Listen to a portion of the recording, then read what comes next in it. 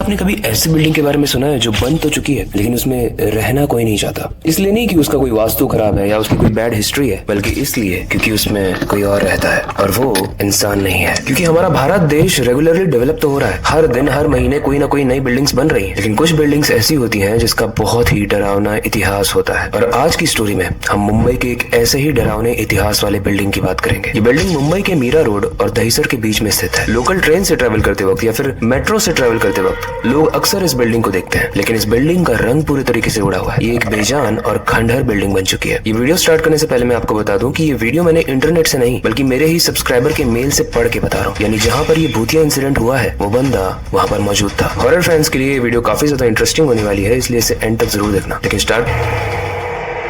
जिस बिल्डिंग की मैं बात कर रहा हूँ ये मुंबई की एक बहुत ही लंबी और बड़ी बिल्डिंग है। एक टाइम पर इस पर बहुत ज्यादा पैसे खर्च किए गए, लेकिन उसके बावजूद भी इस बिल्डिंग में रहना तो छोड़ो, इस बिल्डिंग के आसपास भी कोई नहीं भटकना चाहता। इस बिल्डिंग को हीरा नंदिनी डेवलपर्स ने बनाना शुरू किया था और माना जाता है कि 2001 में इस बिल्डिंग का पूरा काम खत्म हो चुका था। लेकिन सोचने वाली बात यह है कि आखिर ऐसा क्या हुआ कि 20 साल से ये बिल्डिंग बंद पड़ी है। वेल, अगर पेपर और फैक्ट्स की बात करें तो ये बिल्डिंग एक डिस्प्यूट में फंस गई थी, उसकी वजह से इसे परमिट नहीं मिला और ये रीजन भी हो सकता है। लेकिन वो रीजन जिसकी वजह से मैं आपको ये स्टोरी बता रहा हूँ वहाँ के लोकल्स बताते हैं, और वो बताते हैं कि इस बिल्डिंग के कंस्ट्रक्शन के टाइम पर यहाँ पर बहुत ही अजीब अजीब हादसे हुए। लेकिन सबसे ज्यादा खौफनाक और डरावनी कहानी जो थी वो है साल 2000 की। तब इस बिल्डिंग का नया फ्लोर बन रहा था। वहाँ 100 से 200 कंस्ट्रक्शन वर्कर्स रोज काम करते थे, लेकिन रात होते होते 40 से 50 मजदूर बचते थे जो वहाँ पर ड्यूटी देते थे और काम करते थे। उसी में से एक बंदा था फैजल खान, जिसने ये स्टोरी मुझे शेयर की है। फैजल ने बताया कि एक रात कुछ अजीब हुआ। उसके साथ उसके दोस्त सुनील और आतिफ की नाइट शिफ्ट थी। जब वो लोग काम कर रहे थे तो अचानक से 8th फ्लोर से एक आवाज आती है। जब सुनील और फैजल नीचे देखते हैं तो वो देखते हैं कि आतिफ वहाँ पर नीचे एकदम आराम से खड़ा हुआ है। सबको लगा शायद यहाँ कुछ नहीं गिरा है, कहीं और कुछ गिरा होगा, लेकिन कहानी में एक ट्विस्ट आने वाला है। उस रात काम करते वक्त सब लोग घर चले गए, पर फैजल का दोस्त आतिफ उस रात रुका। उसने कहा मुझे थोड़ा काम है, मैं थोड़ी देर यहाँ पर रुकूंगा। अगली रात जब सुनील और फैजल काम पर वापस आए तो उनके साथ एक नया लड़का भी था जिसने आतिफ की जगह ली थी, और उसका नाम था आकाश। जब खाने का वक्त हुआ तो आकाश आकर उन दोनों को घूर घूर कर देखने लगा। फैजल और सुनील ने पूछा कि तुम हमें ऐसे क्यों घूर रहे हो भाई, हमने कुछ गलत किया तुम्हारे साथ? अब जो आकाश ने कहा वो पढ़ने के बाद मेरे गूज़बम्स आ गए थे। उसने कहा मैं कब से देख रहा हूँ, तुम दोनों एक खाली दीवार को देखकर कैसे बात कर रहे हो? सुनील ने बोला